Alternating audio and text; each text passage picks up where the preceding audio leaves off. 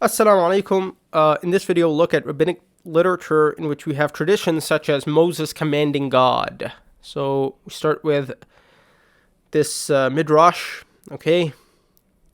Another interpretation. Why are you crying out to me? That is what is written. You will decree a matter and it will be established for you. Rabbi Levi said, just as the Holy One, blessed be He, commands Moses and speaks with him, so Moses, as it were, commands before the Holy One, blessed be He, as the descendants of Joseph say to him, the Lord commanded my Lord, and my Lord was commanded. And then in the footnote they've written, the midrash is reading the passive form, was commanded, as if it were the active form. Moses commanded God, as it were. No one can command God, and they're saying Moses commanded God. This is blasphemy. Let's go now to the Babylonian Talmud. Okay. The God of Israel said, the rock of Israel spoke to me. He that rules over men must be righteous, ruling in the fear of God. The Gemara asks, what is this verse saying? What does it mean? Rabbi Abahu said, this is what the verse is saying. The God of Israel said, the rock of Israel spoke to me. Although I rule over man, who rules over me? Again, although I rule over man, who rules over me? It is a righteous person. How is it possible to say that a righteous person rules over God, as it were? As I, God, issue a decree and a righteous person nullifies it. I think the context would be through prayer. A very inappropriate language, very inappropriate way to describe prayer. If it's really about prayer, I think that's what it's about. But anyway, regardless of what it's about, very inappropriate. Say the righteous people rule over God? What is this? This is very strange. This is Devarim Rabbah 5. What is meant by eye to eye? The rabbi said in the name of Rabbi Simon, Moses said, Master of the universe, behold, the attribute of justice is weighed in the balance. You say, I will strike them with a plague. And I say, pardon, I pray. He said to him, the matter is decided. Let's see who wins, you, Lord, or me. Rabbi Berachia said, the Holy One, blessed be He, said to him, by your life you have nullified my will, and yours has been fulfilled. Where do we find this? As it is stated in Numbers, and the Lord said, I have pardoned according to your word. Hence, you will decree a thing, and it will be established for you. It's an inappropriate way to describe prayer. Inappropriate. For obvious reasons. Another midrash says, one who obeys commandments will not know a bad thing. He can object to the Holy One, blessed be He. One who obeys commandments can object to God?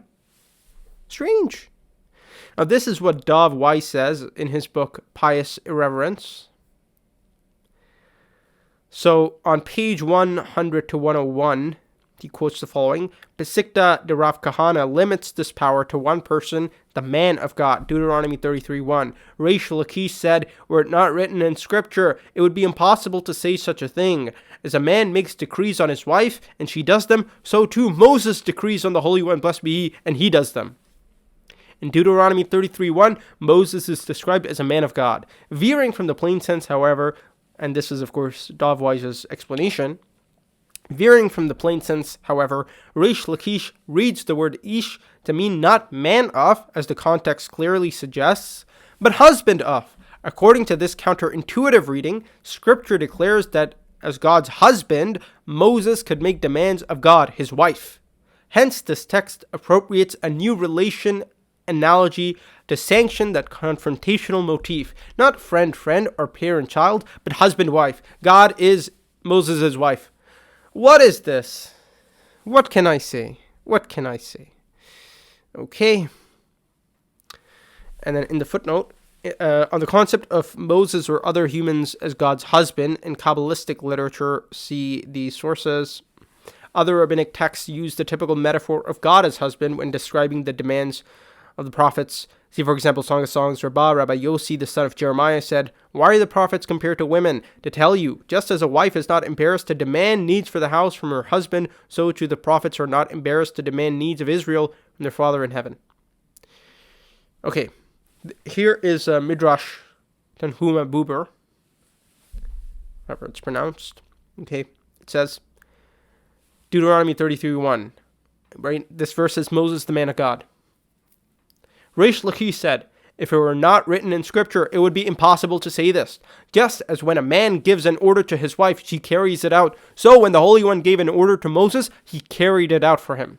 And then in the footnote, they've written, although the parallel texts agree with this reading, such as Pesikta de Rav Kahana, page 456 of that edition, although the parallel texts agree with this reading, these scholars, in their book Pesikta de Rav Kahani, I think their translation or something, they're probably correct that fear of blasphemy caused the Midrashim to reverse what was said here. The context requires the original text to state that it was the Holy One who obeyed Moses. Okay? So, just as when a man gives an order to his wife, she carries it out. So when the Holy One gave an order to Moses, he carried it out for him. Okay? But as the footnote explains, the original text has probably had the opposite sense as the context demands. And it's pretty obvious from the context that the man of God, right, meaning the husband of God, that's how it's been interpreted, just as when a man gives an order to his wife. So originally the text obviously, or the tradition would obviously mean the man of God, meaning Moses, the husband of God. So when Moses commands his wife, God has to carry it out. But because of fear of blasphemy, they reversed the order to when the Holy One gave an order to Moses, he carried it out for him. But obviously the original sense would have been that when Moses gave an order to God had to obey it. The context requires that the original text to state that it was the Holy One who obeyed Moses, subhanAllah. Strange stuff. Another midrash, another explanation of the land of Moriah, Rabbi Yehoshua ben Levi said, the land from which the righteous teach and make decrees upon the Holy One, which he does. As it says, and David and the elders covered with sackcloth fell upon their faces. And David said to God, did I not say to count the people? I beg that your hand be against me and against my father's house, but not against your people for a plague.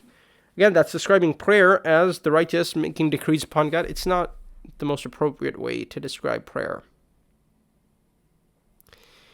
Pesikta de Rav Kahana, which we sort of looked at before, the supplement 1. Oh, I can do this. That's good. Okay. A man God. 33, the man of God. Okay. When Moses went up on high, he was very much a man, but when he came down below, he was like unto God. Subhanallah, what is that? And when Aaron and all the children of Israel saw Moses, they were afraid to come nigh him. Another comment on a man, God. When he fled from Pharaoh's presence, Moses was very much a man, but when the Egyptians sank in the sea, he was like unto God. In another comment, the phrase, the man of God, is read, the spouse of God, for ish can mean spouse as well as man. Rabbi Jonathan took the phrase not only as signifying Moses' espousing of the Shekhinah, she who is the divine presence, but also as intimating that Moses had the authority over the Shekhinah that a spouse has over his wife. In confirmation of his reading, Rabbi Jonathan cited from Numbers a verse which asserts the authority of a spouse over his wife. Her spouse may cause her to rise up, or her spouse may make void her vow.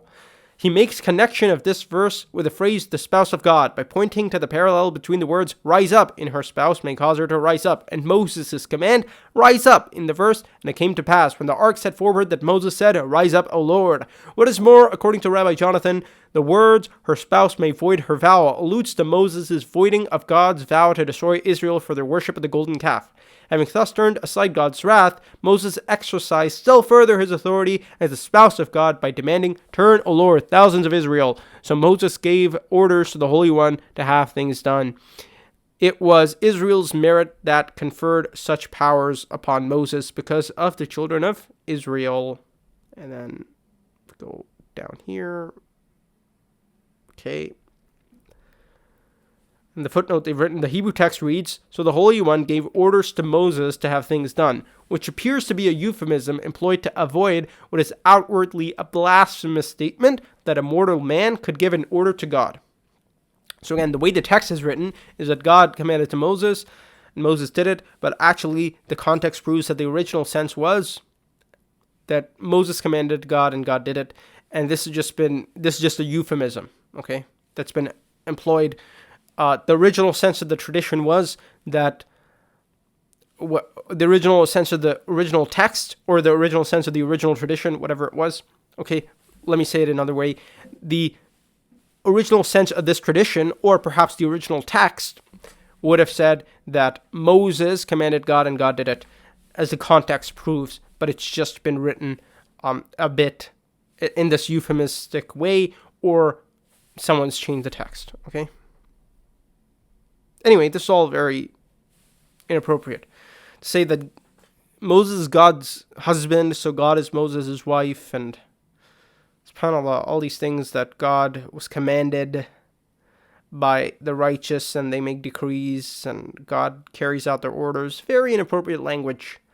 Allah says, وَهُوَ الْقَاهِرُ فَوْقَ عِبَادِهِ وَهُوَ الْحَكِيمُ الْخَبِيرُ. And He is the subjugator above His slaves, and He is the all-wise, the all-aware.